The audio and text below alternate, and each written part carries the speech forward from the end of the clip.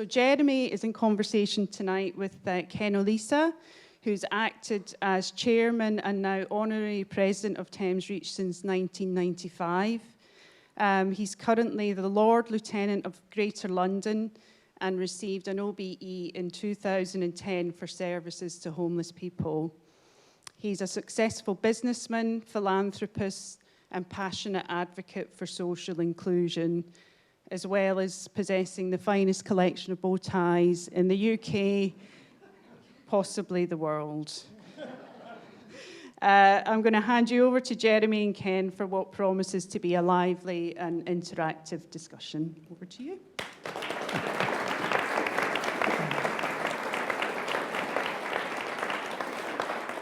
Well, thank you very much for that introduction. I just want to clarify one thing. I haven't acted as chairman. I really was the chairman over all those years. I don't know what you've been telling them. I said you've been acting as chairman. So, let me start out. We don't really know very much about you, I've realised. I want to know a bit about your background, where you grew up, your family background and so on. I gather you've got sort of complicated Nigerian and Welsh origins. Could you just tell us some of your background? Can I just say to start with, rather than thanking you all at the end, thank you so much for being here. And it's just fantastic seeing so many people at different stages in my life who are at the event. So when I got this letter from City Lit, it was quite intimidating because it went through the lists of people who had got this award, and it included Vince Cable and Perry Grayson and Andrea Levy and Gillian Anderson. So I thought I might be doing something with Gillian Anderson for a while, but that was quickly put aside. So I want to say it was fantastic to receive it, so thank you very, very much. I'm not quite sure why I've received it, but thank you all for coming along. And then Mark or somebody made it even worse because they said, look, have an event of some kind. And Vince Cable used it to launch his book. Come on. There's not a book coming along at the moment, so I couldn't do that. So then they said, would you like to do a lecture? And I thought, a lecture, okay, there'll be 7 people, one of them my sister, coming along to hear that. What can I do? So I thought maybe if they just let us loose, we have this conversation. And I don't know where it's going to go. And I think we will kind of ramble all over the place. There'll be more digressions. Be rambling all over the place at the moment. More Now, I don't know whether I mentioned this, but I failed the 11 plus. And I think that bringing those literacy standards up is incredibly important. Mm-hmm.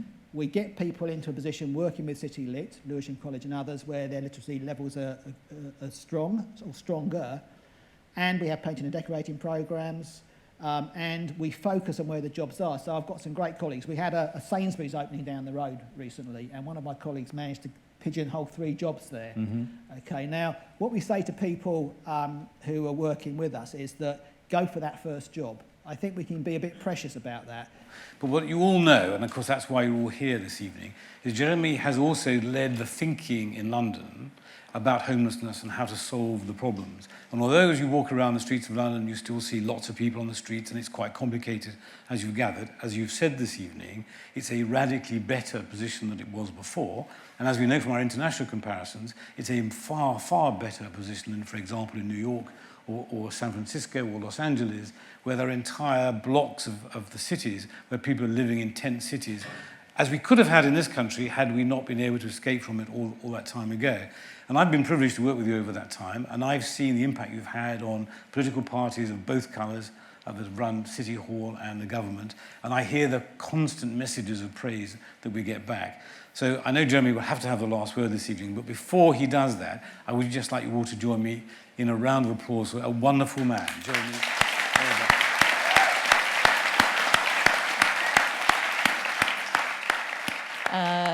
Jeremy has obviously had a most amazing career and the most amazing impact in the world of homelessness.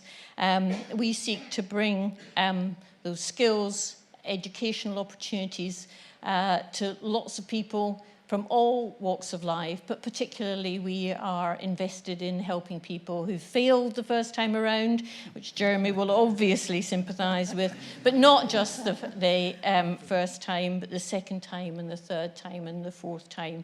And that's what inspires the governing body that I chair and I'm immensely proud of, alongside the whole institution. So, yeah, you can, yeah. Fellowship. Thank you very much. Thank you. Thank you. Thank you very much. Very good. You do get the last word now.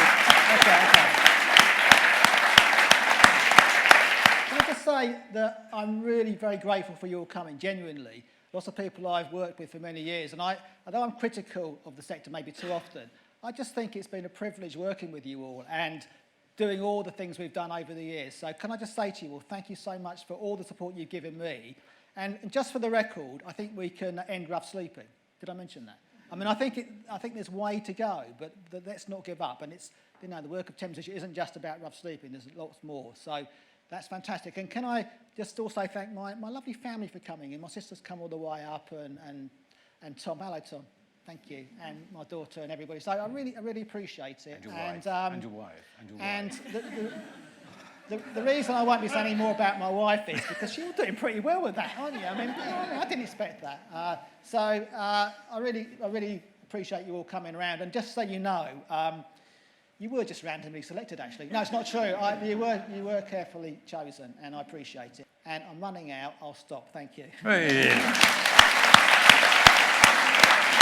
Well done, Jeremy.